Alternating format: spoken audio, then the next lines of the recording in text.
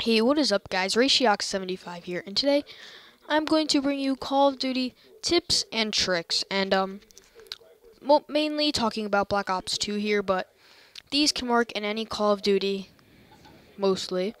So today, yeah, as I said, tips and tricks, little skill tips to maybe help you improve your KD, play better, or simply not be a noob if you are one. So let's get started. Idea 1: maps. Maps are one reason for why people are playing the way they are lately. So let's get on my first little bullet point here. Only camp if necessary on small maps. Here's why.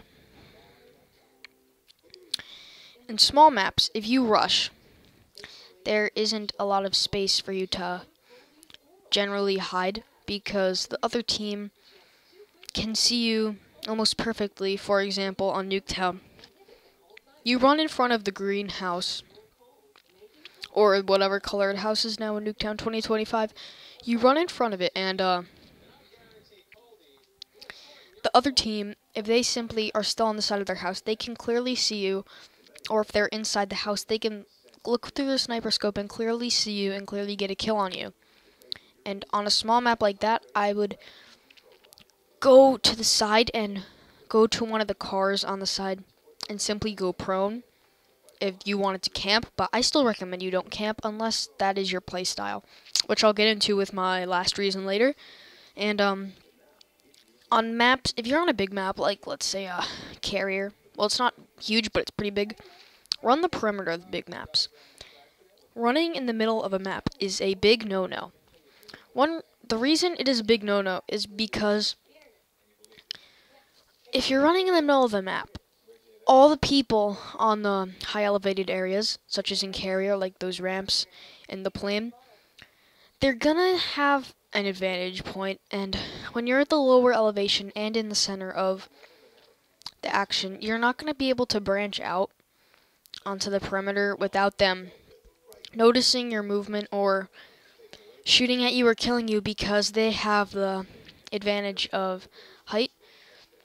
And on small maps, it will work too, but like I said, if you're on top of the house in Nuketown in a small map, the people on the other side can obviously see you, so I would recommend going on high places on big maps, and going in the middle is a big no-no, and I also recommend going around the perimeter so you cannot get killed from the inside, and you only have one way to turn, or two ways to turn, so it's easier to patrol your area. Okay, the second thing I wanted to get into was teamwork. So, teamwork is something not a lot of people do now in Call of Duty. It's something that's what should I say? I can't think of the word, but it's kind of like died down over the years.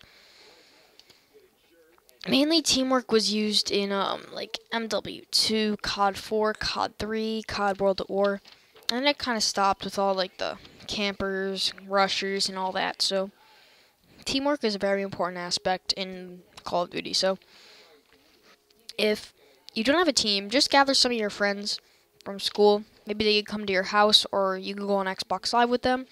You guys can go on the mic and work as a team, and use teamwork to strategically win.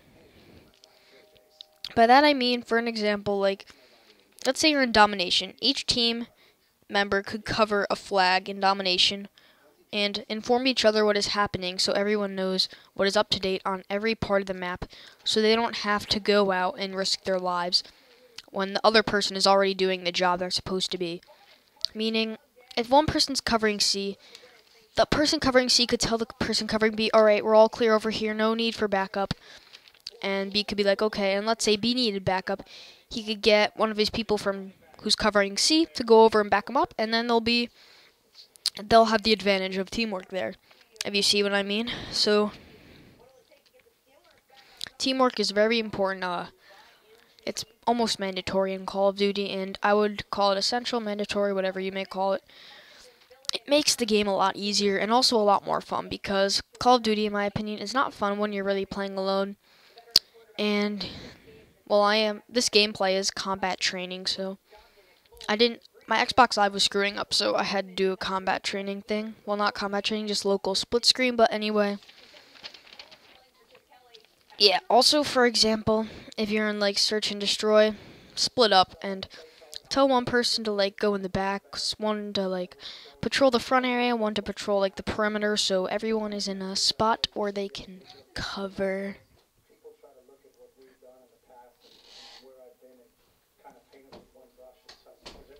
And, sorry there, I had to bend over and, sneeze, but whatever. I hope you guys didn't hear that. So, I was about to get into Idea 3, which is, playstyle. And, playstyle is very important in Call of Duty because, make sure, if you're a camper, camp in a spot that is not obvious, meaning, on Turbine, please do not camp in that window. People can obviously come up behind you and just knife you, or teabag you, or embarrass you on Search and Destroy or anything, so please don't do that, or else you will get, like, butt raped. Whatever, so, yeah, that's pretty much what will happen if you're camping, but if you're camping, camp in a area, like in a bush or something, so people do not see you. I see this all the time. It just annoys me how people are like, oh, I'm a camper, and I can, camp in here, and no one will see me.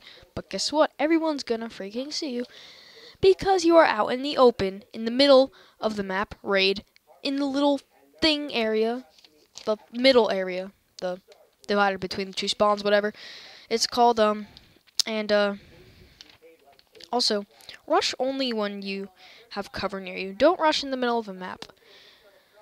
Like, map like Carrier, for example, again, where there isn't a lot of cover except that little plane, which a lot of people go through. Don't, like, go dolphin diving everywhere like a psycho elephant maniac narwhal. Just stay calm when you're on that map. A map I would recommend rushing for